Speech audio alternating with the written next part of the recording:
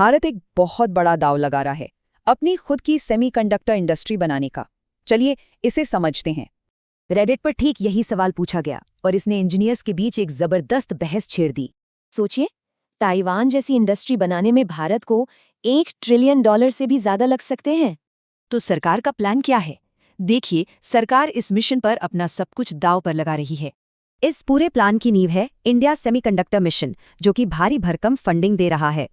और मार्केट में तो जबरदस्त उछाल की उम्मीद है। 2030 तक ये लगभग 3 गुना हो सकता है। और ये सब सिर्फ कागज पर नहीं है, असल में देश भर में नए प्लांट्स को मंजूरी मिल रही है। टाटा और माइक्रॉन जैसे बड़े बड़े नाम अरबों का निवेश कर रहे हैं, जिससे एक नया टेक हब बन रहा है। तो जो मेड इन इंडिया चिप का सपना था, वो अब तेजी से हकीकत बनता जा रहा है।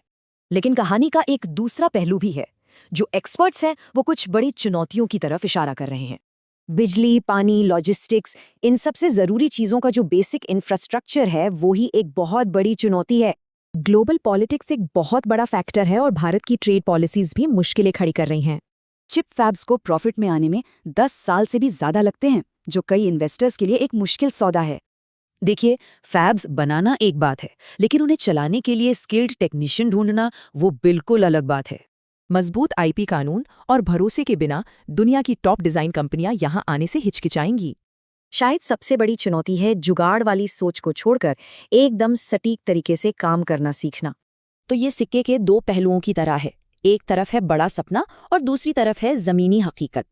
और हाँ, ये भी नहीं भूलना चाहिए कि एक चिप बनाना तकनीकी तौर पे कितना ज्यादा मुश्किल काम है।